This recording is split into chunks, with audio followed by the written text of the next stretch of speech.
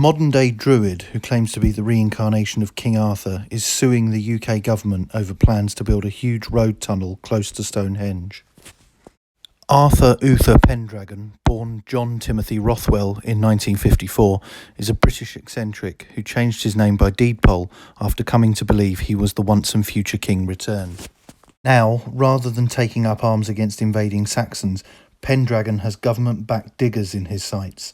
Transport Minister Grant Shapps recently revealed his support for the 4-lane traffic tunnel very close to the UNESCO World Heritage Site, a proposal that has left eco-campaigners, archaeologists and neo-druids horrified.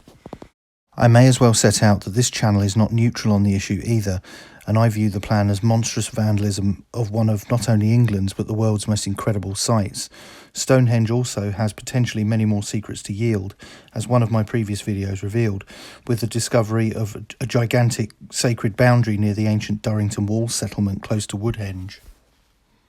Back to Mr. Pendragon, who has been involved in a number of direct action protests, including around charging to access Stonehenge, which he says is sacred to him and other so-called druids. This is despite the fact that Stonehenge was constructed by Neolithic builders thousands of years before druids existed. In any case, the Daily Mail reports that 66-year-old Mr. Pendragon from Salisbury, Wiltshire, has teamed up with archaeologists to launch a judicial review. The £1.7 billion tunnel plan is set to be built south of the current A303, which runs within a few hundred metres of the famous UNESCO World Heritage Site in Wiltshire. Senior Druid has claimed that the 2-mile tunnel will ruin the pagan pilgrimage site for winter solstice rituals, but he has only 6 weeks to put a legal fight together. Mr. Pendragon said archaeologists are also on board with him after they believe digging through the ground under the site will destroy artefacts not yet discovered. The former biker, who changed his name in 1986, said, "It is ridiculous, everyone is opposed to this. From a scientific view, archaeologists are opposed, as well as the spiritual people such as myself, so they are biting both ends. We are in discussions at the moment together. It's not a good thing for a number of reasons, and not only that, it's very surprising, as a lot of us, myself included, gave evidence at a public inquiry." He continued, "It ran for over a year. They had 6 planning inspectors. They took evidence, and at the same time as publishing the findings, the government decided to go ahead. The inquiry found that there will be irreparable damage to the World Heritage Site at Stonehenge. It is a site of universal value, so they have to do a job. They should be doing it properly. And what they are doing is penny pinching and building a tunnel that is too short.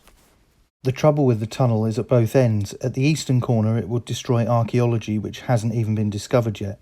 It will also disturb aquaflows which will cause flooding. At the other end, at the western wall, which I am more concerned with, it will come out amongst burial grounds, and it will also cause light pollution at the exact point where the sun sets during the winter solstice, which is one of the reasons why Stonehenge was built." He went on to describe how he was deeply concerned that the remains of ancient people buried beneath the stone structure will be disturbed. The pagan said, "Of course Stonehenge is also a burial ground, and no one has given me any reassurances that any of the dead that will be disturbed will be reburied as close as possible to their original resting place. So for those reasons I am very opposed to the building of the tunnel, and am discussing with other people the likelihood of applying for a judicial review, which we have been given 6 weeks to do. There are a number of different campaigns and legal chains that we are thinking about. We are all thinking about it." He also expressed concerns at the costs involved and what his next move will be in fighting the plans. He said, "I have to think about costs. I'm not able to do it myself, but will back whoever does. It is quite likely to go to judicial review. There is no magic money tree, and I think there's a chance it may get kicked into the long grass because of financial constraints anyway.